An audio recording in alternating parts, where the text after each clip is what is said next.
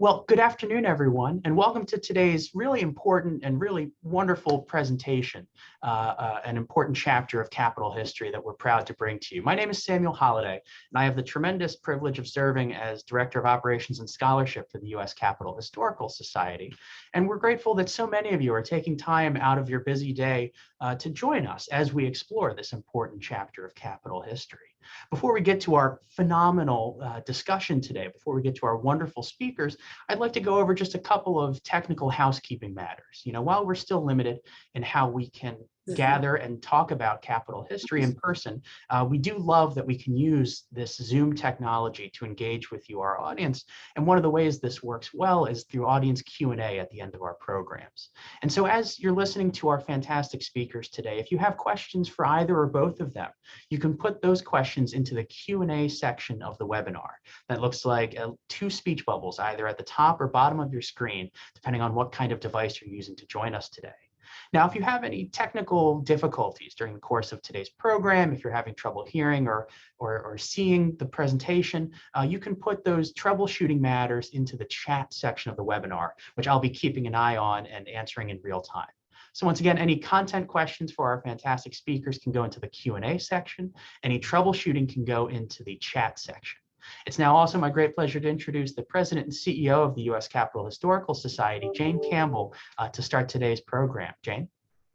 Thank you, Sam. And as always, thank you for your work in bringing these programs to our audience. We are so grateful for the work you do in helping to organize them and then to make sure that the technology works in a way that appears seamless, but really it's like a duck going across the water. Your little feet are paddling like crazy.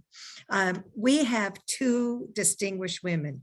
This is the day, one of the days when we're celebrating African-American history. And what I'm going to do is I'm going to introduce both of our speakers. Dr. Felicia Bell is going to speak first and make a presentation, and then we will turn to Senator Lincoln, who will talk about the work that she did to create the memory of what's gone on. Today, we're talking about the role of enslaved people in building the Capitol.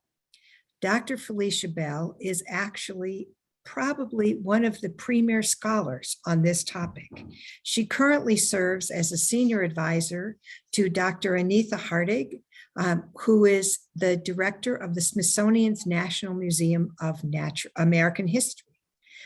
Dr. Bell is a public historian, a museum field leader.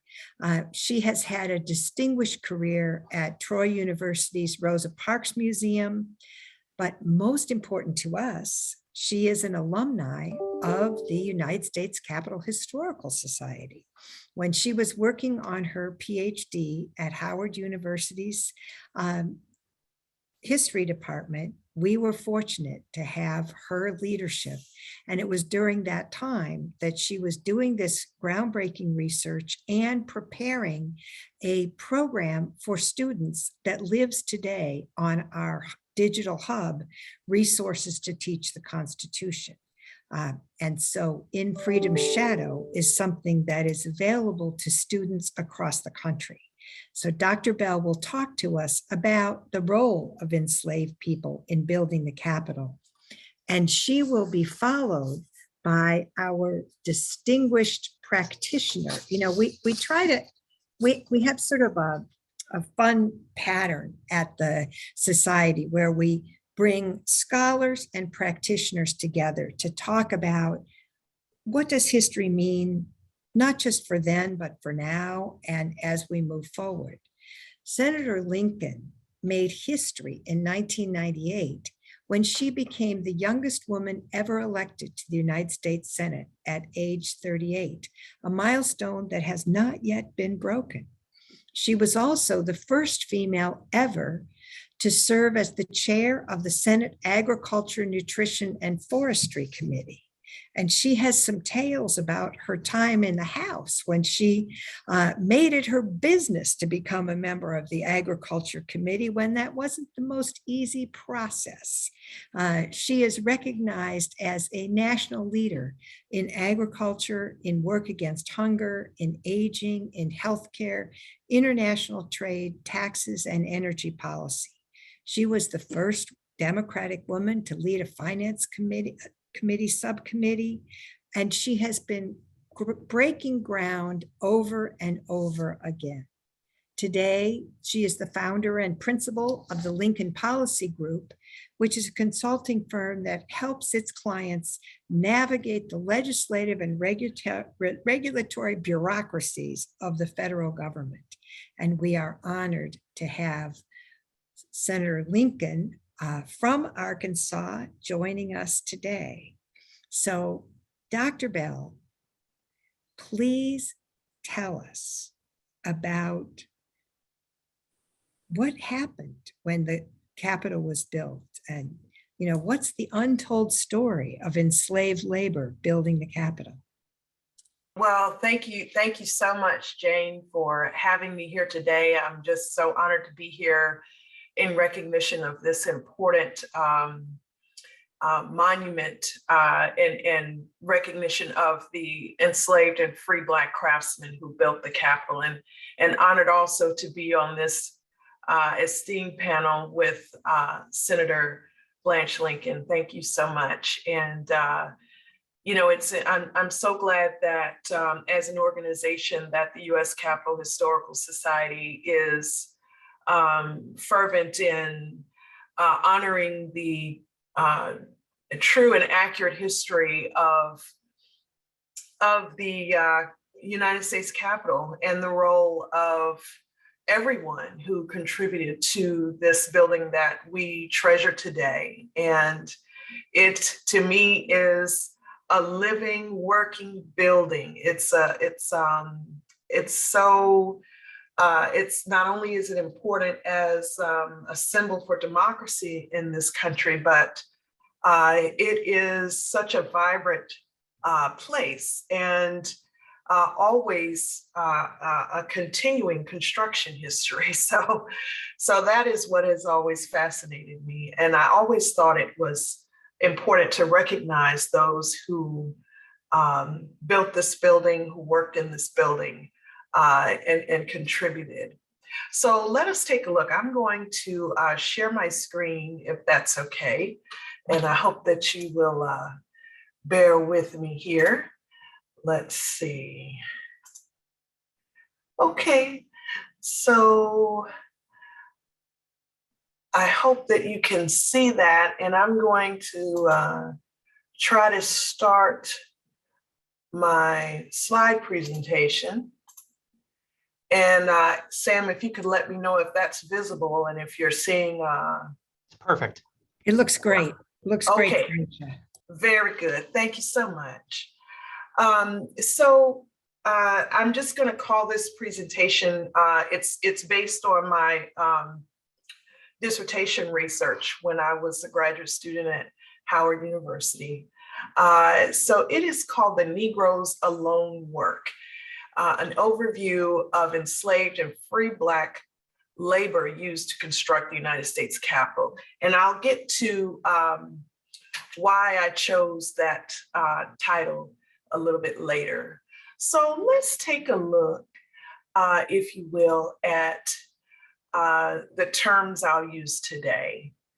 The phrases enslaved African, enslaved people, enslaved laborers, and enslaved men and women will be used in this presentation when referring to individuals who were kidnapped, purchased, traded, or coerced from their countries or regions of origin in Africa and transported to the United States or other countries specifically for the purpose of chattel slavery. They are referred to as enslaved and not slaves because slavery was a legal status and not an identity.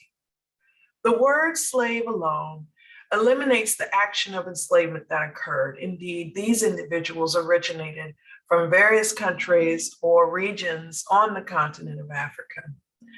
The term enslaver will be used throughout this presentation when referring to individuals who owned enslaved people and legally held them as property via purchase, sale, rent, or trade for the purpose of chattel slavery.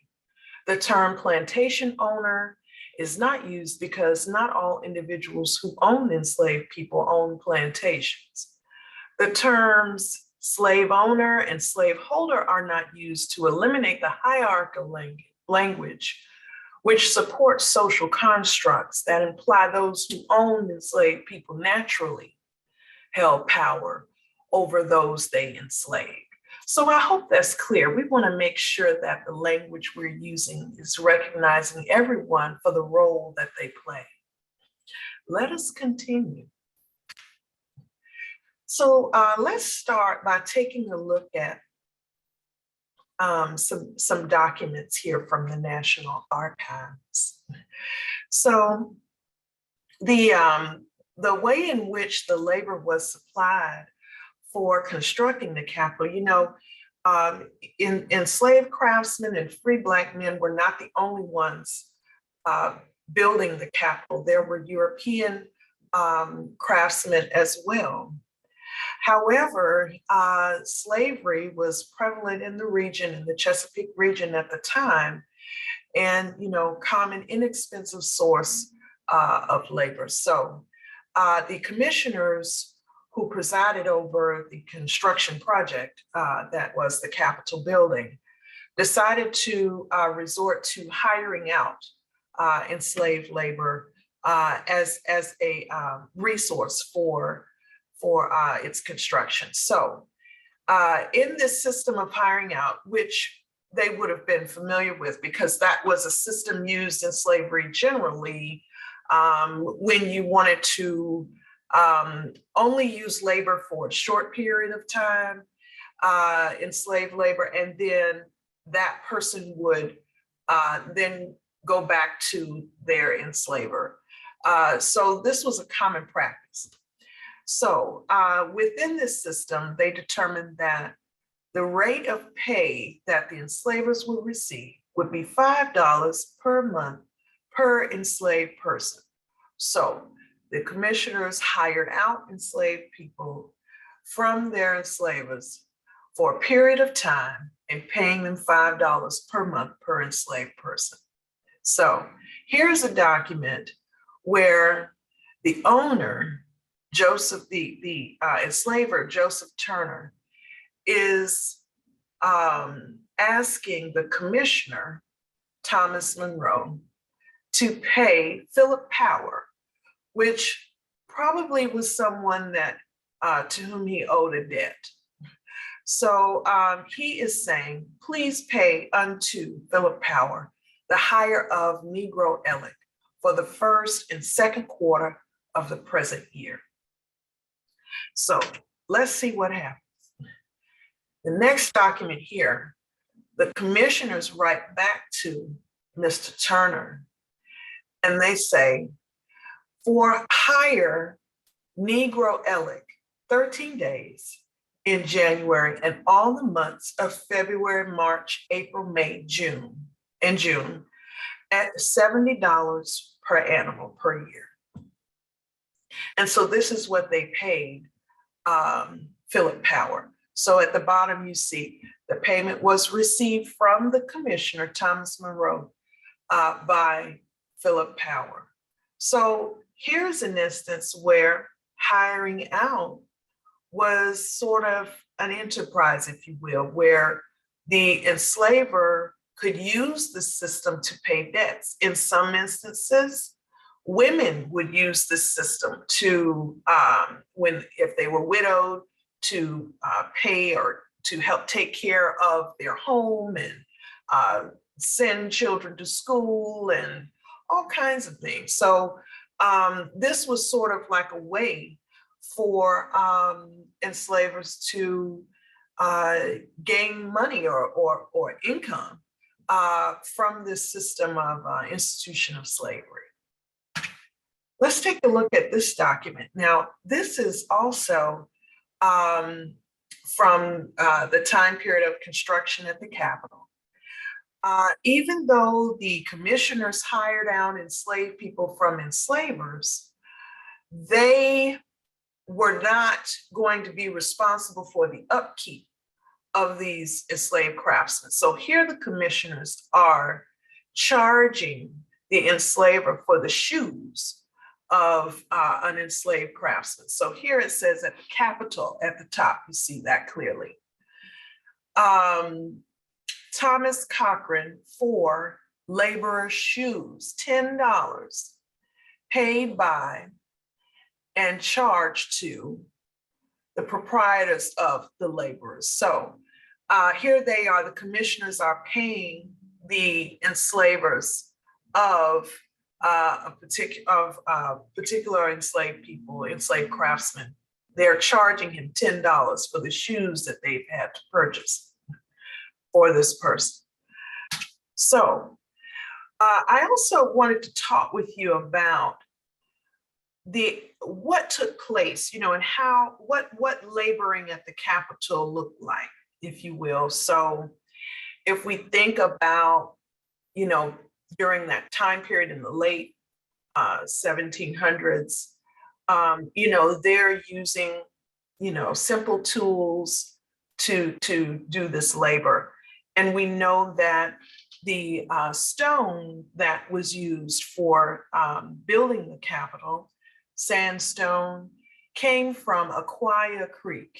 There was a quarry near Aquia Creek in Stafford County, Virginia. And when you're quarrying stone, it is very difficult labor. And so enslaved men were then sent to this quarry and were often left among themselves for long periods of time to quarry the stone.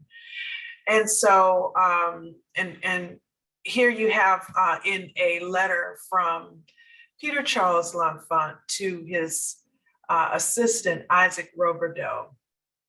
Now, what he's saying to Roberdeau is, they're at the quarry there in Aquia, but without waiting, let the hands do the most they can. When the weather shall prove too severe, let them busy themselves in clearing away the rubble. And as soon as often as it moderates, let them set about extracting the stones. So I want you to pay attention to the time of year this is. This is in December of 1791. Now, if anybody is familiar with the Washington, D.C. area and Aquia quarry, that quarry there at Aquia Creek was only a few miles south of Washington, D.C. and Virginia. So it was quite cold. And, quarrying stone generally doesn't take place in the winter months because the ground is so hard from freezing temperatures, so that's not the ideal time to be doing this kind of work. So they're laboring under harsh conditions here. And then anytime in the winter months, if it rains, then that water then seeps down into the earth and between the stone and the earth, making it even more difficult to extract stone. So this is labor that is very hard on the body for sure. So, but here L'Enfant is saying to keep working. And so I just wanted you to be aware of the conditions of labor and hazards associated with that. Here, now we're getting back to the title of the presentation, The Negroes Alone Work. When I came across this quote from Julian Niemcewicz, he was a traveler in the United States, and he would write travel and publish travel logs. And so here is his quote, and it just really gave me a clear view of what was happening, his eyewitness account. So it was 11 o'clock. No one was at work. They had gone to drink grog. Now, what he is referring to the European laborers who were craftsmen who were also at the grounds they're working on in and around what would be the Capitol building. This is what they do twice a day, as well as dinner and breakfast. All that makes 4 or 5 hours of relaxation. The Negroes alone work. I have seen them in large numbers, and I was very glad that these poor unfortunates earned $8 to $10 per week. My joy was not long-lived. I am told that they were not working for themselves. Their masters hire them out and retain all the money for themselves. What humanity, what a country of liberty, if at least they shared the earnings. So here, what Neemswis is telling us is that, there was, the European laborers have retreated to, taverns or what have you to eat and drink, when the enslaved and free Black craftsmen were the ones working, tirelessly. So let us take a look at what's happening back at the quarry.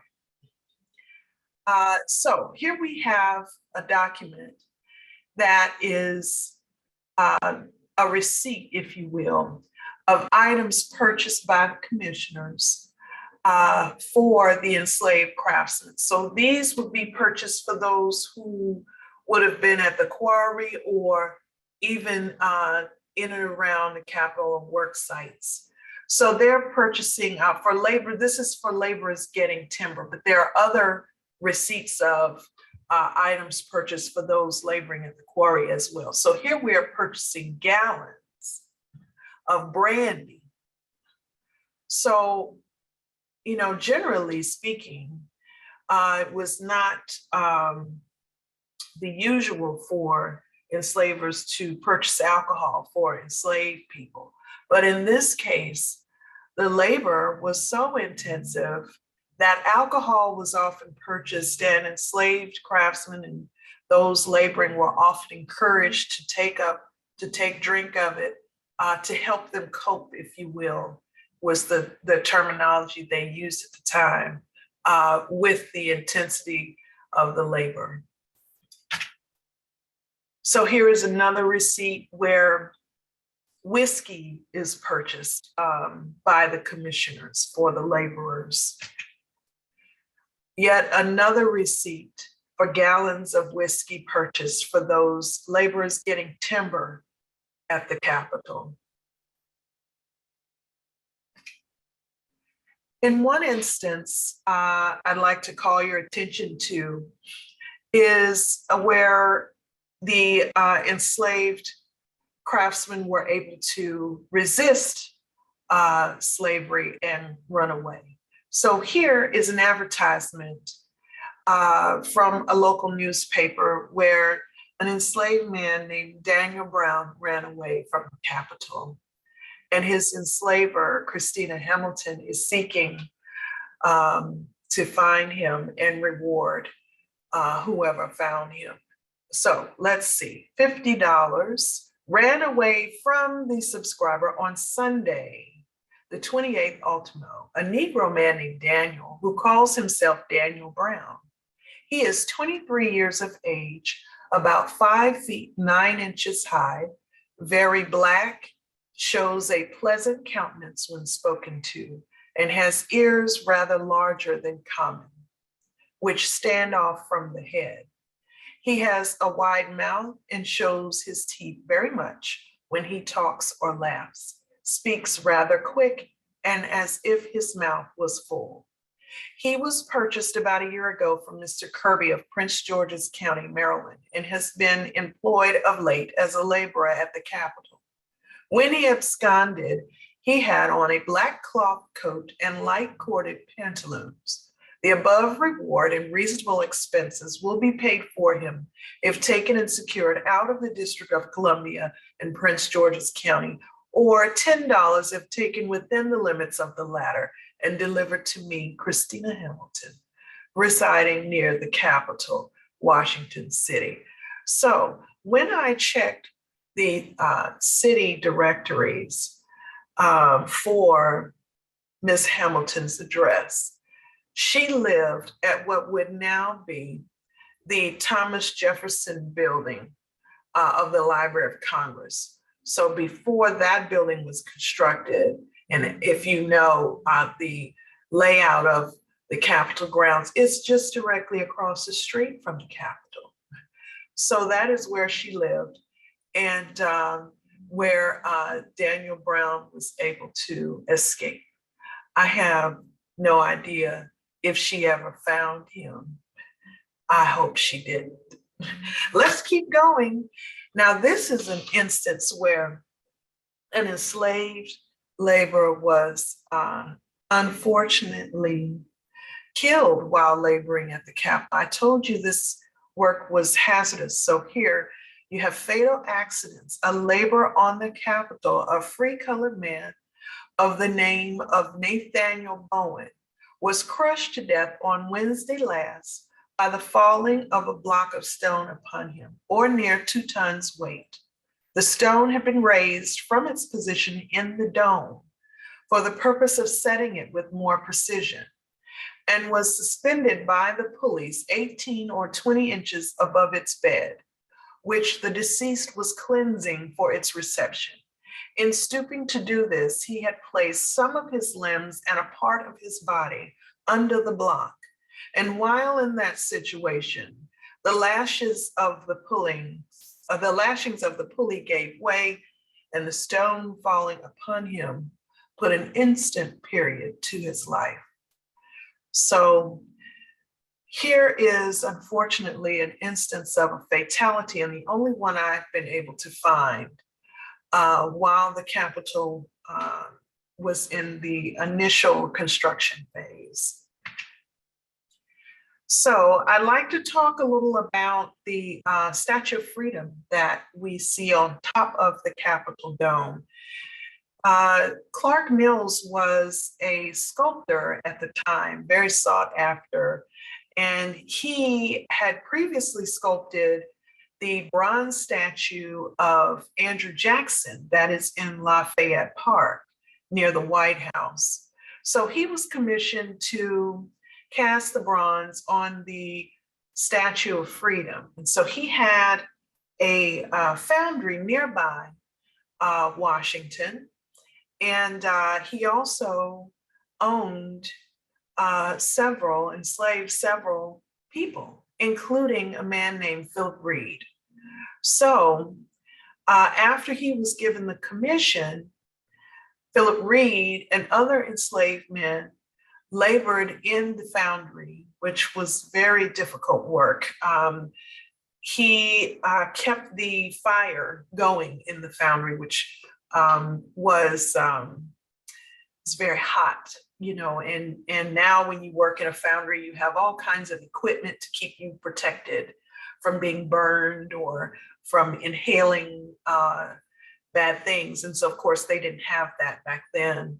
So Philip Reed actually earned $1.25 per day for his labor. Here is what that foundry looked like. It was a brick building. You see the windows there on the side, and then at the top of the building, you see a cupola, which is designed so that you can open the windows on the sides of the building and then open the windows of the cupola, and the air flows in and up and out of the building through the cupola. The hot air rises. So that certainly would have been essential in what would have been very hot, miserable place to work. So here is a receipt of Philip Reed's payment. And you also see at the bottom right his mark with an X, where he was paid $41.25 for his labor on Sundays. So generally, if enslaved people worked on Sundays, they were able to keep their pay because Sunday was a day of rest where generally construction was not happening on that day. Otherwise, in the system of hiring out, the enslaver would be paid, and then that individual kept the money for themselves. They, at their discretion, they could then pay an enslaved person for their labor. That did not necessarily happen all the time. And here, of course, is the Statue of Freedom and just some information about it. And keeping in mind of our time, I want to take it now and send it back to my colleagues on the panel. Oh, and I forgot to show you this. This is where actually after freedom came in Washington, D.C., with the first Emancipation Proclamation. In fact, enslavers received through a compensation act, they were able to receive compensation for their loss of property. And so here you have a petition filed by Clark Mills, where he is saying that he owned several people, 11, and of them was Philip Reed, whom he valued the highest at $1,500. Even though the enslavers only received about $300 per enslaved person, he valued some of those enslaved people higher so that he could get the most he could by law. So, and then he also talks about how in this document, how when he purchased Reed and how he was trained. Initially, he wrote in the foundry business and struck that out and just wrote business, so that he is expanding the talents of Philip Reed in order to get the most he can in compensation once emancipation came for enslaved people. So that will end my presentation. I'd love to take questions or discuss, if you will.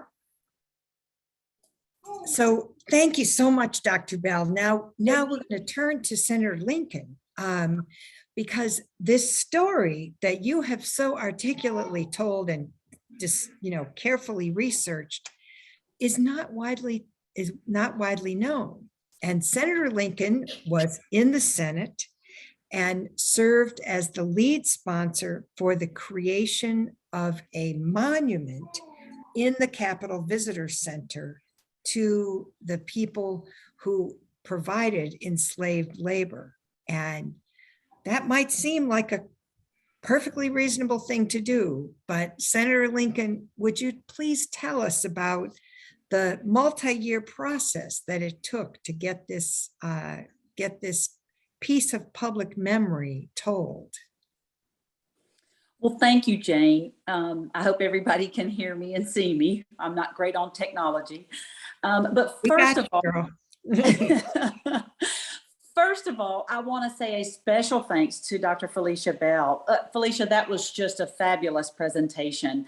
I'm so grateful for the work that you do and the detail that you put to it. It really gives us a sense of what was going on at the time, the handwriting, just being able to see those documents that you've provided, I think do a tremendous job in bringing people into the presence of what was going on at the time. So thank you so much. That was fabulous. Just so grateful. And Jane, thank you for all of what the Historical Society does. I just think, I grew up in a very small town on the Mississippi River in Arkansas. My dad used to always say, you have to understand history or you're doomed to repeat it. So he was a big historian and read a lot. And, it was an important part of our life growing up. And actually also realizing when you are a part of history. I grew up transitioning in the 5th grade into from a segregated school into a non-segregated school. And it was a part of my history of understanding the passion my parents felt about how important fellow human beings were and what mankind was really all about. And it brought me to public service, to be honest, living through the 60s and the 70s in the South, and coming to Washington and being a part of things that I felt like were really important. And this was one of those. We saw in some of the history where these documents were discovered were by a reporter who was in the architect's office and discovered some of these documents of where owners of slave laborers were being paid from the Capitol. And where that was coming led to so much of the beginnings of the research.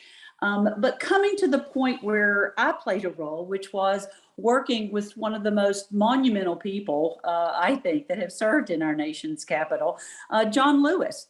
Jon was a congressman at the time, and I was in the Senate. But when I came to Washington, I came first as a staffer in 1982, thinking I was going to go home and use my biology degree to become a nurse. I fell passionately in love with the Congress, with our representative government, what it meant to be a part of that as a staffer. And then later on to realize that I felt passionate enough about it that I too wanted to represent my home state of Arkansas and to try to solve some of these issues. When I came back in 1992 as an elected member of the House of Representatives as a young single woman, it was pretty miraculous. It was the largest class since 1940 in 1992, and there was a large number of women. As some people will remember that the year of the woman was 1992.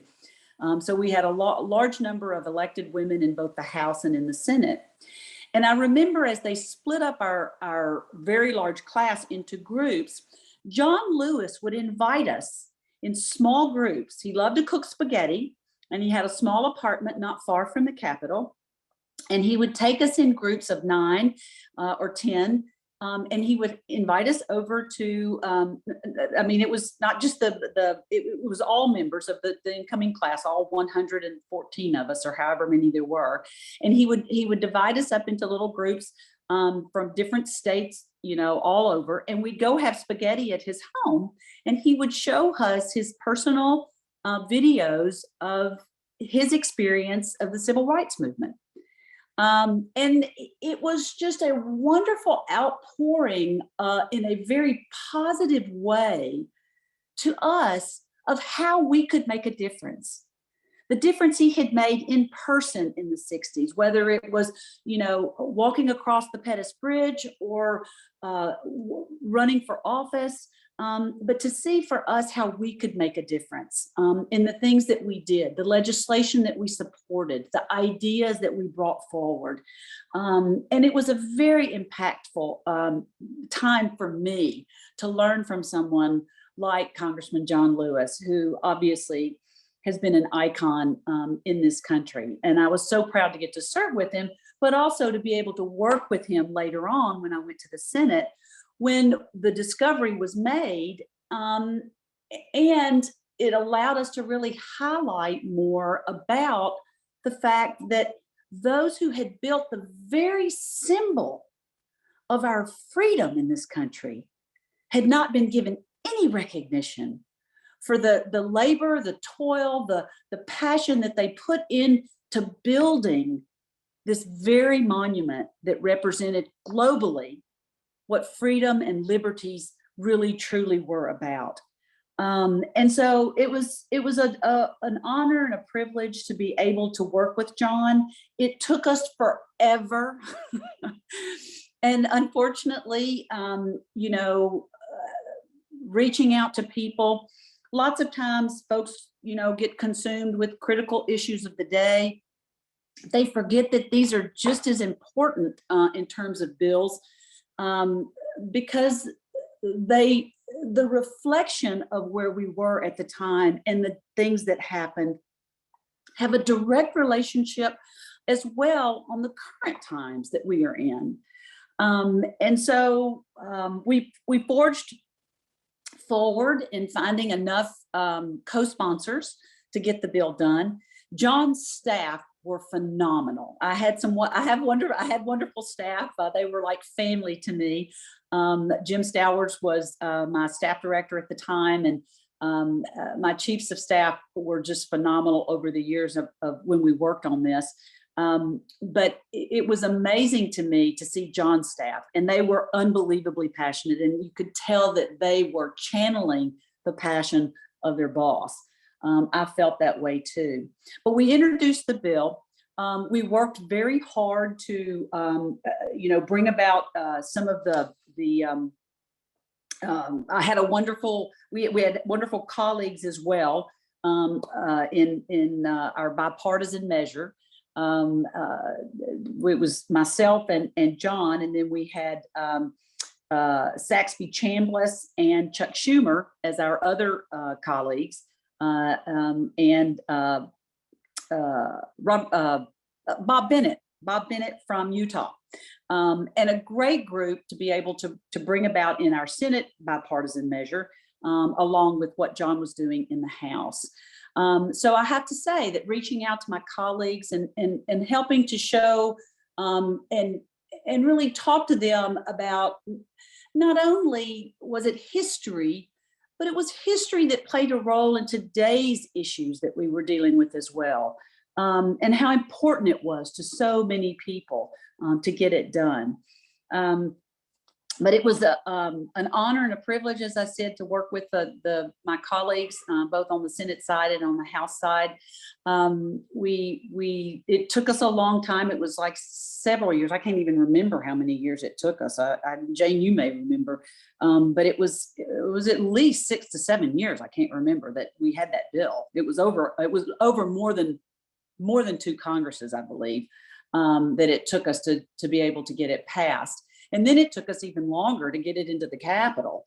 And that was a big time. But the dedication was amazing. And the location, we had trouble convincing people where we wanted the location. We wanted it where people could see it coming in, how important it was, and a big part of what it was. Ultimately we got it done. We got it dedicated, and I was proud to be there with Jon and others as we dedicated the what monument. we know, Senator Lincoln, is we have a picture of it, so we can show it to people. Oh, good. Yes, absolutely. This is the 10-year anniversary of the dedication. So, that all those years of toil, and we're 10 years out. So here's the picture. Yes. One of the amazing things, Jane, is when you looked at this stone, this was a part of one of the original parts of the Capitol. But when you think about it, and as Dr. Bell mentioned about the enslaved worker who was crushed, this was unbelievable work. And one of the things that we used to talk about, I remember among ourselves, but also in when we were soliciting co-sponsors and others, was to remind people literally how hard a work it was and how dangerous it was. And to remind them, which was interesting because there was so much building that was going on around the Capitol. I remember as we were building the visitor center, there was a big hole in the ground at the back. Sometimes we would leave a boat from the Senate chamber and we'd look out the window and it had been a big rain and it was full of water. And, everybody would be, well, I guess all we're going to do is go fishing. It was taking forever to get the center built. But to remind people, because they had seen so much construction work going on around the Capitol in the current time, to remind them that there were no bulldozers, there were no cranes, there were none of this when these huge stones were being quarried, placed, and molded and shaped into the United States Capitol. And it was really helping them visualize what kind of labor was being required of these individuals, these fellow human beings, who were not being paid, and were living through this experience. I mean, it was really trying to bring them into the past, to really talk about that. I remember because my children were in elementary school, and there was a program that the public schools in Northern Virginia had, where they could take the children got to take a day and go out to it was a learning set. They called it an outdoor learning center, and what they learned were the simple elements of physics, which is exactly what the enslaved workers were having to use. It was pulleys, and it was levers, and it was moving a huge log tree by just one small board. And I can remember thinking to myself vividly, you know, those simple tools of physics, of levies and pulleys and all of those different types of tools that these enslaved workers were having to use, and how dangerous it was, and the physical labor involved, and trying to impart that to my colleagues to really give them a feel for what we were trying to do. And that was to show an appreciation, a very unbelievably delayed but deserved appreciation for this symbol of freedom from people who had none. So anyway, I got pretty passionate about it, as you can see. No, so eloquently stated. Thank you so much for saying that and for recognizing. That's why I like to include that about, you know, hazards and you know, associated with this labor. It was not easy, and they certainly endured, right, under harsh conditions. They did, and it was amazing. And when you put yourself in that position, I mean, that was always my first go-to when I was dealing with legislation, was to put myself in the position of those that I was advocating for, and those on the other side. And this one was clearly a no-brainer. I think we all certainly appreciate your dedication, as well as Congressman Lewis's and others who, well, as I said, great people involved, and so absolutely. many, some of our staffers too. Congressman Lewis's staff were just phenomenal, just phenomenal. Yes. Now, let's take a minute. We've got some questions from our audience. And, you know, I want to point out that we always love to have our audience questions, and I try to put them together. Well, many of them have said, thank you for doing this work. Thank you for the presentation. And then the question is, where did the enslaved workers who were not local live and sleep and eat? That's a very good question. In my research, I did find documentation that they lived in huts, what was described as huts. And then, you know, I also saw, or like maybe like had tents. And then I saw another reference to barracks. And I'm thinking, if you think about, you know, social mores, if you will, at the time, that barracks, sounding more substantial structure, would have probably been for European laborers, and huts and tents would have been for enslaved laborers. But that is just my assumption based on the terminology used in the time period. But I need to do further research to verify that. And someone asked to read the language on the plaque, which says, this sandstone was originally part of the United States Capitol's East Front, constructed in 1824 to 1826. It was quarried by laborers, including enslaved African Americans, and commemorates their important role in building the Capitol. And just so you know, some of that sandstone, when the Capitol was rebuilt was donated to the United States Capitol Historical Society, and we make bookends and desk ornaments. And so if you want to own a piece of the Capitol with that sandstone story, you can go to our website and purchase our merchandise because it is important history. Now, we've got just a few more minutes, but we're going to try to plow through this because this is such, what Senator Lincoln, what you and the other members of Congress did to make sure the public memory was there is really important.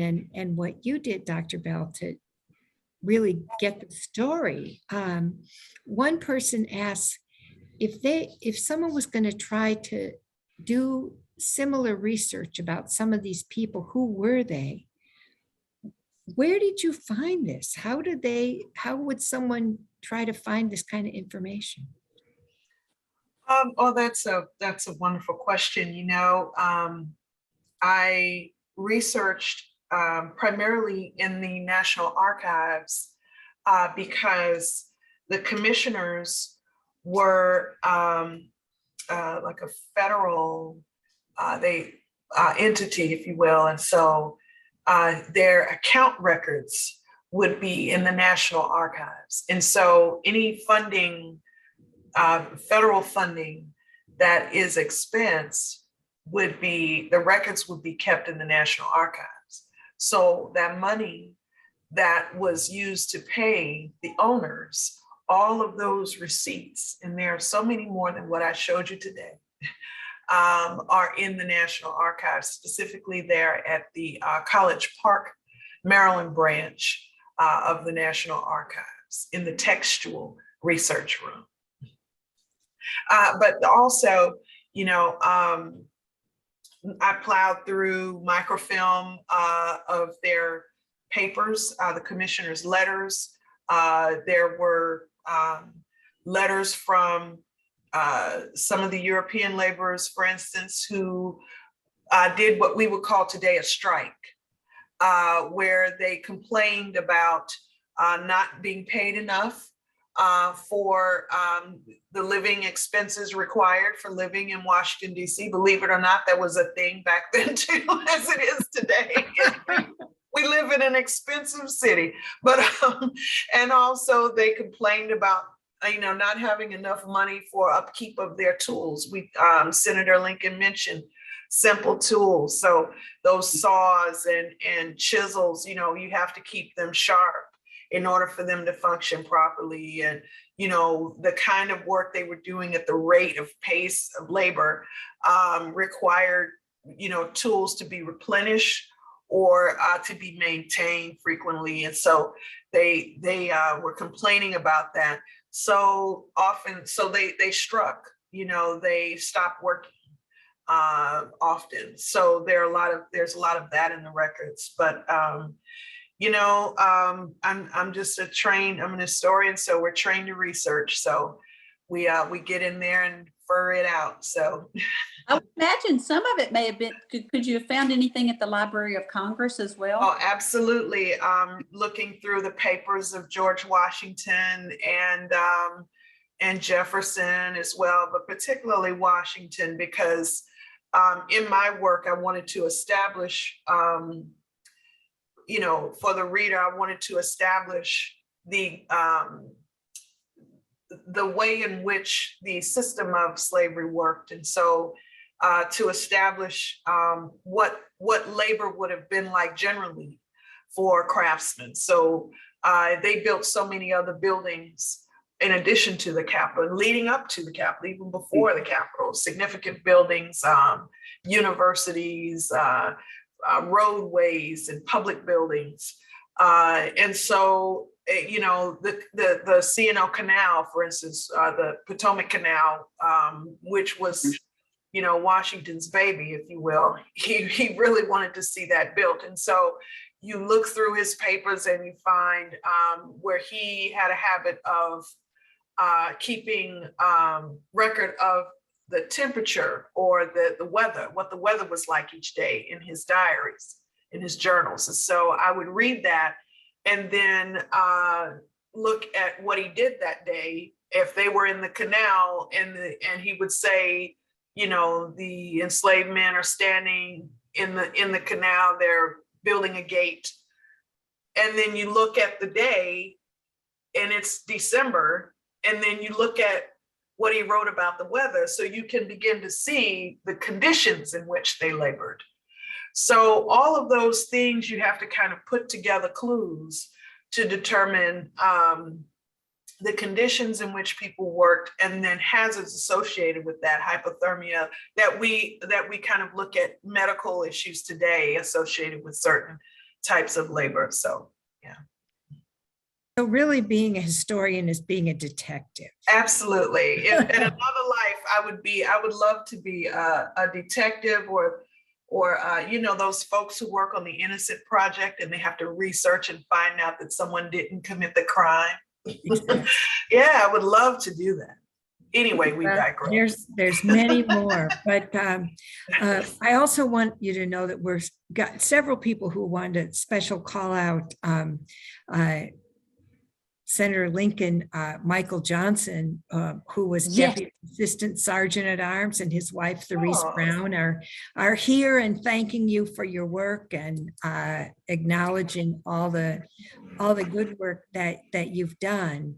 Let me just do one more question, because we are, you know, we could do this for days and days. I want to tell you, you'll feel good about this, Dr. Bell, that one of the longtime visitors guides says she will change her narrative now and refer to the people as craftsmen.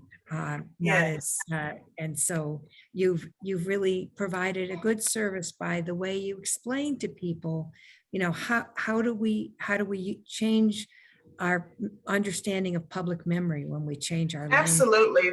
These men were trained artisans, and you know, they were masons, bricklayers. They made bricks, they quarried stone, they cut trees, they dug ditches, they, you know, were construction workers. They knew how to build, you know, so plasterers, they were, you know, all kinds of things, blacksmiths, you know.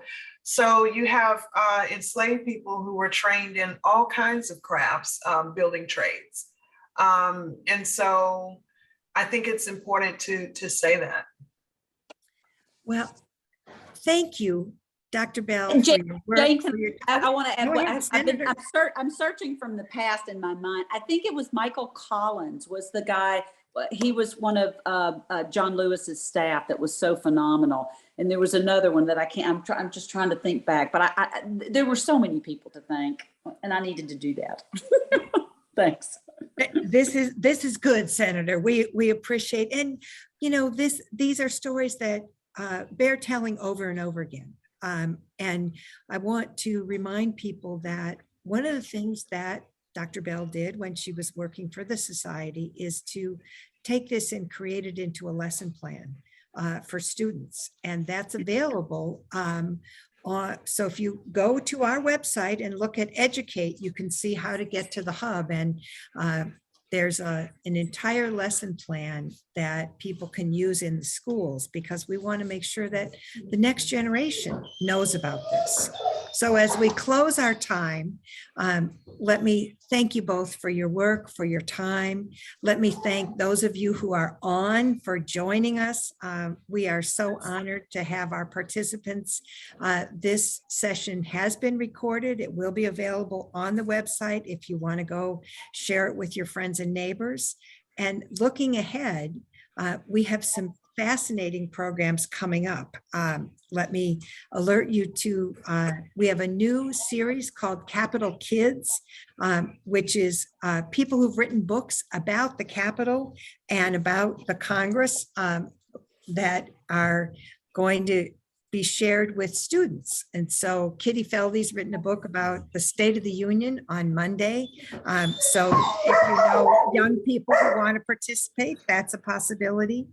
And then on the day of the State of the Union itself, we have two people who've written State of the Union speeches, one for President Clinton and one for President Bush. So they're going to talk about the inside story of writing a State of the Union, preparing to present in the Capitol, and what that's like. And then for Women's History Month, as we move into March, we're going to talk about naming the first room in the Capitol for Lindy Boggs. So come join us on Tuesday, March 8th. Thank you all very much. We appreciate your being with us. Have a good week. Bye.